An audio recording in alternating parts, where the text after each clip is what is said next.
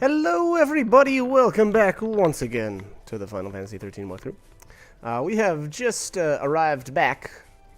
Arrived back? That sounds weird. We have just arrived again? Alright, we're back in the Arc Out step. How's that? And we're going to take on, what is this, mission number 9? And this is going to end up being a teleport location, so another very, very, very useful mark to get done and out of the way. I don't remember if this one's very difficult or not. I don't think so, though. If I remember right, this guy should be pretty easy. And he's actually located conveniently right up here by the lake. There he is. So I don't know. I think this guy is actually considered a feral creature. Yeah, he must be. He sure looks like it. But let's see which one this is. Kaiser Behemoth. Okay. You know, I don't know.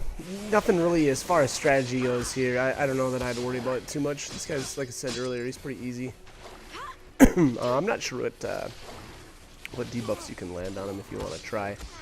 He actually swipes Hope in the face, like, I don't know, time after time here, so I think I end up switching to diversity for a little bit. Just to make sure he doesn't get crushed, and wow, that hits hard. So good thing he had those buffs on, I guess. Okay, yeah, there's the hurl ability, and that's what happens when the buffs wear out, and Hope is low on health. To be honest, this guy is a really, really good candidate for a Deceptisol. It's pretty useful to be able to just get him into you know, his staggered state immediately, and that's typically how the behemoths work. Is they typically have a very high a stagger point. So it's really a good candidate once again for that for that Deceptisol. It does look like here I've got him slowed, and then what is that, curse? So I don't know. And here he's picking on Hope again, and so the problem with hurl is that obviously it throws him up in the air, and then he's not able to heal himself, or I'm betting that will actually stop his ATB recharge rate as well.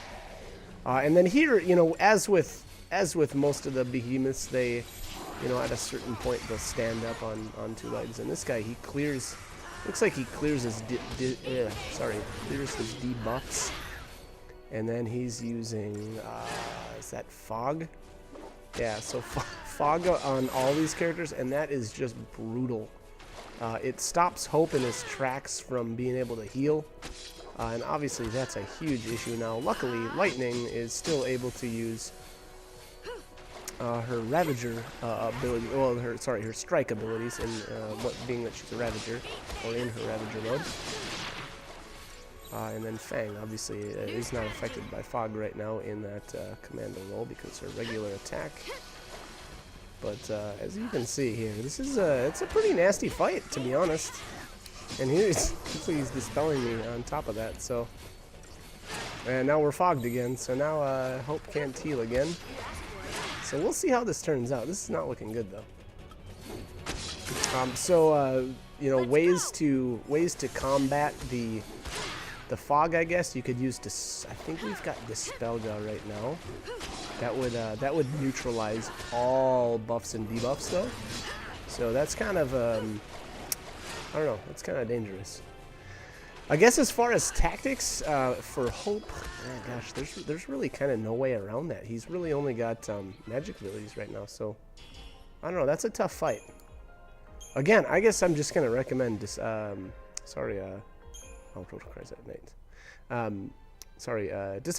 That's like I said, that's gonna get him staggered right away and then get him launched. So, you know, again, that's my recommendation. That fight will be infinitely easier with that Deceptisol. Now, you know, if you don't have one and you've got like Aegisol or Fortisol, you know, you could kind of get away with maybe using those too. That'll definitely help you out. You know, the haste and whatnot. But anyways, all right. So let's move on. Let's get this next Mark started. I don't remember which one this is. This must be Mark. Is this Mark 10? But yeah, I don't even see it on the map here. Oh, there it is. Wow. Okay. Oh yeah, okay. Now I remember where this one is. At least I kind of do. I lied. I really don't. I don't remember this mark at all. Good thing there's a map. There we go. Okay. So hopefully, if this takes us somewhat near where I think it does, I'd like to actually point out a really good leveling area. I'm not sure if I actually take advantage of that yet. But we'll see. We'll see here once we get a little bit closer. And you really get a feel for how large this area when you have to run across it on foot.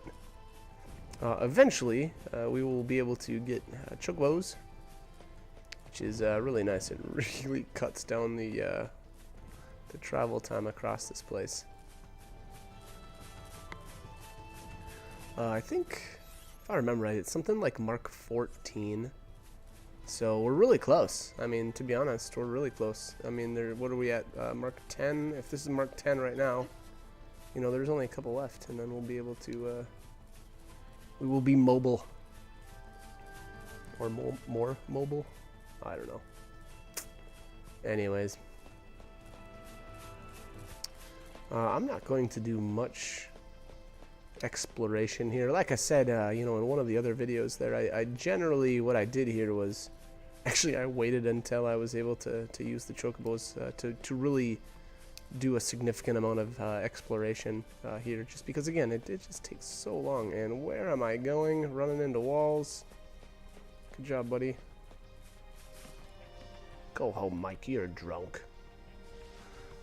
But yeah, so, you know, we'll do a bit more exploration and whatnot once we actually unlock those chocobos and are able to more efficiently travel.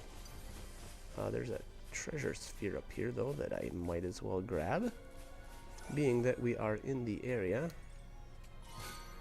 Monstrous fangs, okay. Ah, yes. Okay, so this is actually going to take us literally right next to the leveling spot that I was talking about, and I'll actually probably do maybe just a little mini guide. But here is the spot. Actually, it's actually these two right here, and I forget the name of these enemies, but one is the King Behemoth, if I remember right. Megisto something. I don't know. Anyways, all right. So the Behemoth King is what you're really going to want to focus on right away. You want to get him staggered and launched, and you want to keep him launched. That's the important part.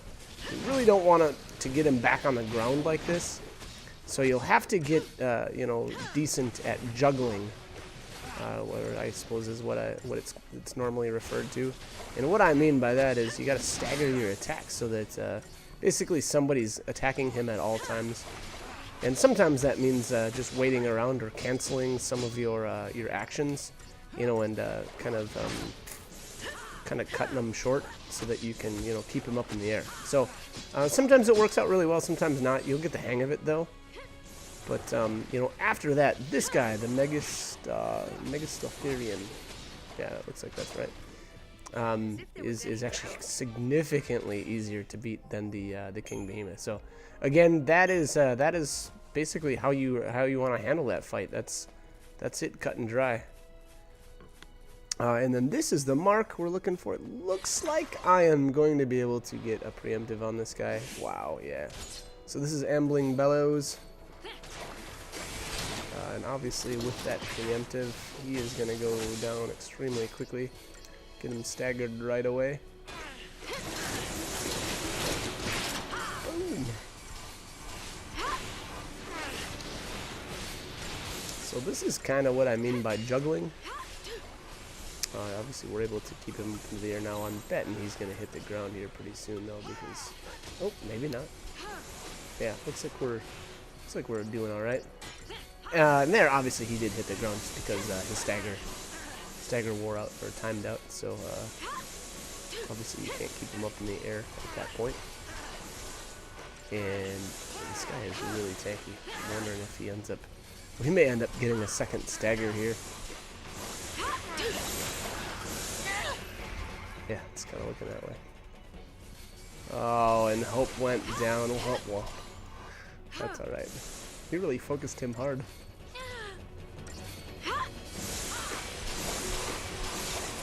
Alright, that's that. So once again, that was Mark 10. Butterfly valve, okay. It's going to be an inorganic compound, and then what do we get here? A superconductor ×4. Those are pretty lame. Well, I shouldn't say that. I take that back. They're not lame. Those are actually pretty decent. They are, once again, inorganic compounds. Really good, experience.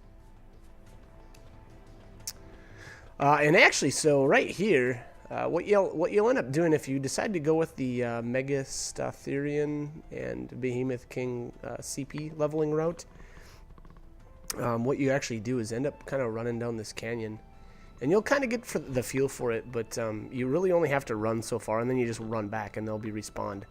So that's another reason why it's such a good leveling spot. Number one, the battle is actually really, really easy, if you do it right.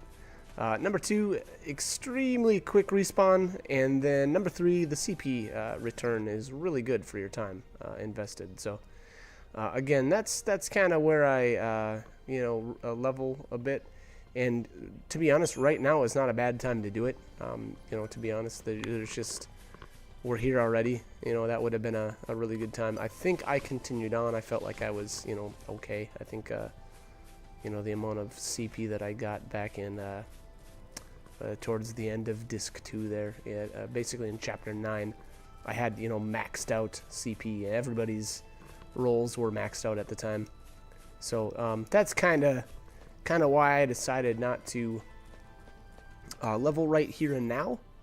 But again, it is a fantastic spot to level up at, or obtain lots of CP, however you want to say it. And I don't know what I'm doing here. I think we got to find the next Seath Stone, and I think it's somewhere around here. Guess we'll see. We'll find out. But yeah. Anyways, like I said, really good leveling spot. Hopefully, I've got some footage of me actually kind of hanging out there and like respawning them, because again, that's that's part of what makes that spot so good. Is actually it's just such a fast respawn. Like I said, you don't really only have to go into that canyon a little ways there, and the Behemoth King and the Megastotherian will actually respawn right then and there. So, it's really nice that you don't have to like load your game or teleport around, because that's actually another way to respawn enemies and actually respawn some items, I guess, or well, I guess I'll bring that up a little bit more a little bit later. But yeah. So again, I really gotta say that spot's really nice. But all right, so where are we going here? I know that there's a stone around here somewhere. I think it's kind of on the edge of this. I think I see it. And I would definitely recommend skipping the Behemoth Kings. So right now my characters are fairly developed, but I still did not have a very good time with those King Behemoths. So, all right, so here it is. Here's Mark 11. Pride Before a Fall, or something like. I think that's what that one was. And all right, so this guy is way over there, kind of by the entrance to Velis Media. And here I get attacked. I think I end up wasting a bunch of time on this because I got super cocky. I don't know. That's what I think happened anyway. I guess we'll see how it actually turned out. But felt like that thing hits lightning so hard. So one thing actually in hindsight that I did here that may have been a bad idea was actually all that. Oh, yep, there you go. There's the game over.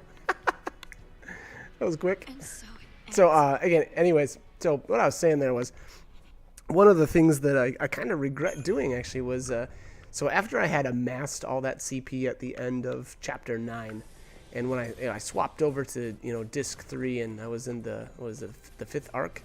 So right at the beginning of the 5th arc, your characters get all their kind of like secondary roles, or everybody's secondary roles are unlocked. And what I mean by that is, so primary roles for Lightning are Ravager, Commando, Medic. So everything else then, Sentinel, Synergist, and Saboteur, are like secondary roles. So once those secondary roles unlocked, I dumped all of my CP into basically into getting all those. And I don't know if that was that greatest idea. I think it was kind of okay, but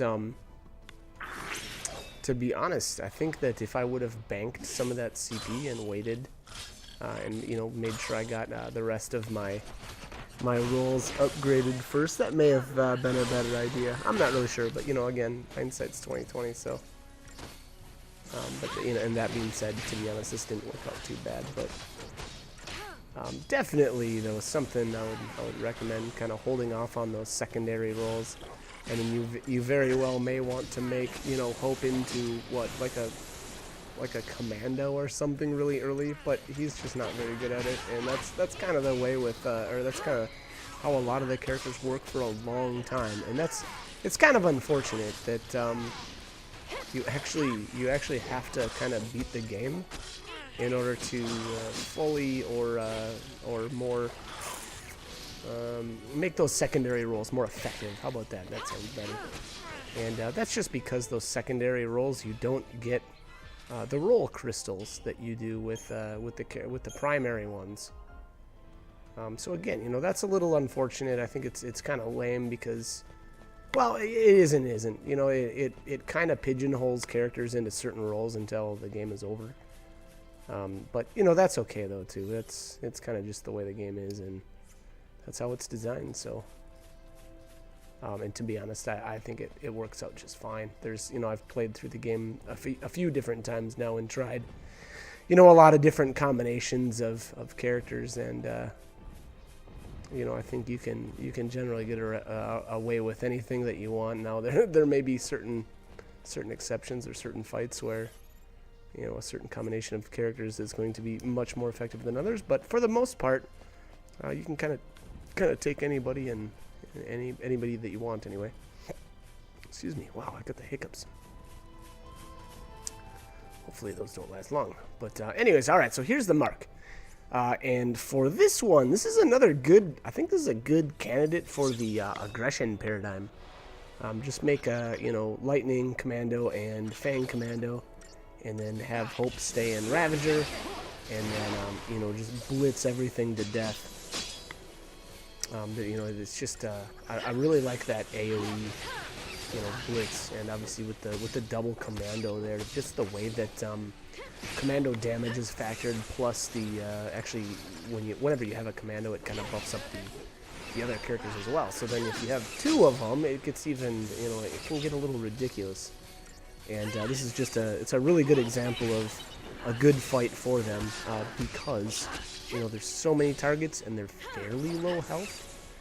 Their stagger points are, I don't know, they're okay, I guess, but now it's looking like this guy might be able to get a summon off. And that's the thing with these with this enemy type here. They generally they'll generally summon characters in here, and now this one's just gonna summon. Yeah, it's just summoned a Gorgon opposite on us, which there's nothing really to worry about there. But the problem is, when your characters are underdeveloped, a lot of these enemies, if you're not able to take them down quickly, it's just summon a ton of ads, and the battles can get a bit long.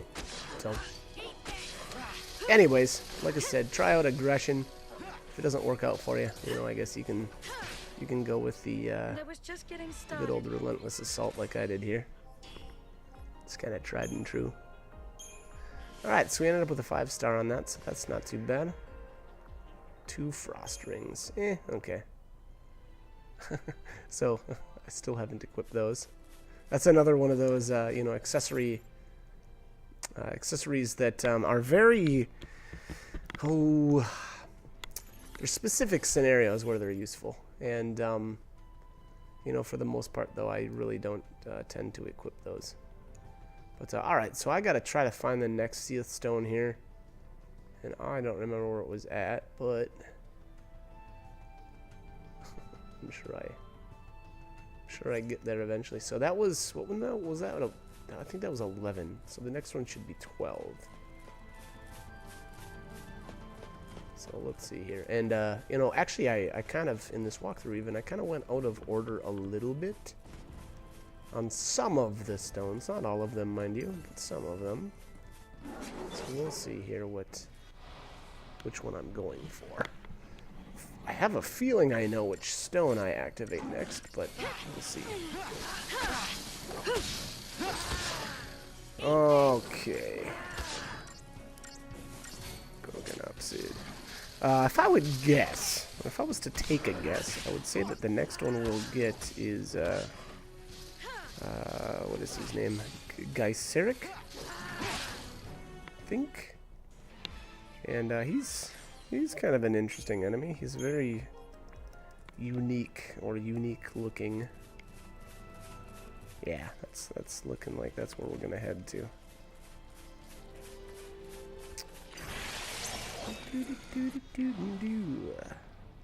Alright, I think these are Direflon. Yep. So cool. Yeah, I've already fought these before. Okay. For whatever reason, I was thinking this was a new enemy type, but it's not the case. I think these two will actually merge into a more powerful Flan, and I don't remember which one it is, but if you're aiming to get a full data log, you will want to let that happen. Now, I don't remember what it takes, you know, to make these Flan merge. I think what I did was I did like the old, what was it, the perpetual magic paradigm, where I have the leader as the Ravager, and then I make the other two medics, you know, just so that I can kind of deal out damage however I want, and then kind of just have, you know, the other two healing me, and then that way the Flan will live long enough to merge.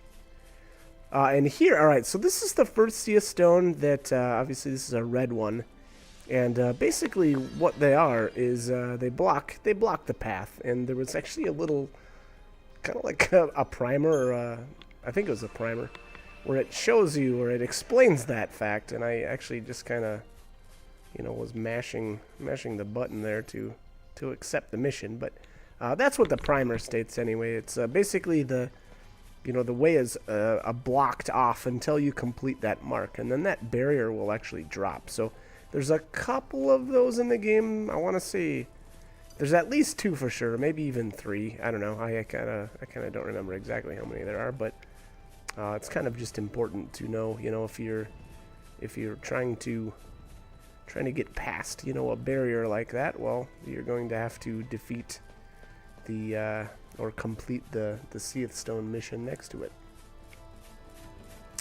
And if unfortunately, if you run up against a barrier like that and the Seath Stone isn't active yet, well, that means that you need to take care of some other marks first, you know, in order to activate that. So, anyways, all right, looks like we got a treasure sphere at the edge of this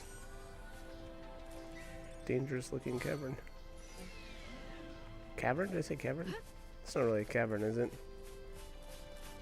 It's more like a canyon. I don't know. Anyways, alright, let's keep moving here. I think our mark is... I think if we kind of hug this... the canyon wall. Yeah, alright, we're getting close. So, these Seath here, and I think those are... Taxim? I'm not sure right off the top of my head, but these Seath aren't normally here. But once you activate that that Seath Stone, they kind of come out of the woodwork. And I am not in the right spot. Can't tell, but it looks like these are Taxxon. I didn't bother fighting any for whatever reason. And then, oh yeah, gosh, yeah, there's Seath all over here. Smooth hides, okay.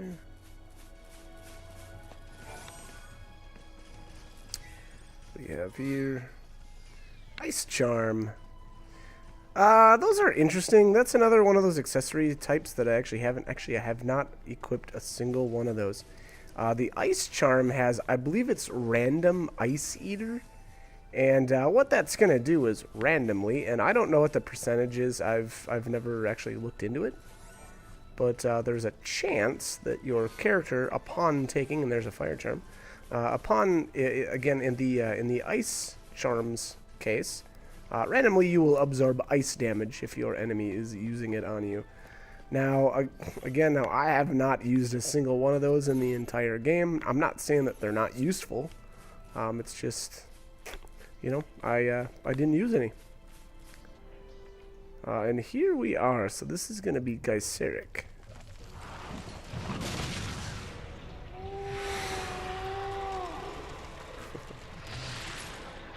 So very beefy looking Seath.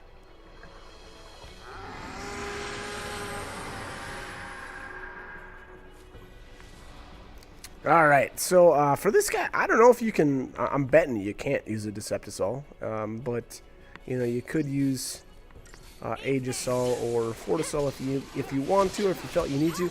I didn't really think that this guy was all that brutal, but, well, no, there he just half-shot lightning, so I don't know if that I can really make that claim anymore. But obviously we're able to get him staggered right away, and obviously my haste on my characters is really actually helping out with that. Now, I don't believe I was able to take him down before, you know, the stagger wore off, but we'll see here if I end up healing. I think I do. I think I just heal for a little bit and then go right back into Relentless. So here he's... Oh yeah, and I was looking for a... I was looking for the aggression paradigm, which I didn't have made, unfortunately. Obviously, we've got him up at 999%, and that aggression paradigm would have really done some good damage there. So, you know, unfortunately, I didn't have that made up, so that's kind of my bad, but... anyways, alright, so we're going to get... Oh, where did I get Protect on everybody from? That was weird. Did I not see myself switch to that paradigm? I must not have. But anyways, obviously with that percussive... Is that percussive blow, I think it is? That hits so hard, so, you know... Your characters really aren't going to be able to take many of those. The good thing is, though, again, we're able to stagger him so fast that... you know, he only gets a one hit or two off before he's staggered again, so... That's kind of the... Oops, Savage Stomp. Yeah, okay, that was pretty lame, to be honest. And I don't know what Murderous Might is. That sounds... brutal. I don't know. I guess he didn't get a chance to use it. Oh, and here, he's not launched. That's weird. And there was Dominating Fist, that almost one-shot Hope, so that's nuts. Oh, and there, that sure looked like aggression at the end there. Oh, maybe it wasn't. Yeah, maybe I must be losing it. Anyways, alright, so we got a Royal Armlet. Those things are okay. I think they reduce damage or something like that, but, anyways, I gotta cut this. We're running out of time, so, hope this guide was helpful, and, hope you guys keep joining me for more. Alright, thanks for watching.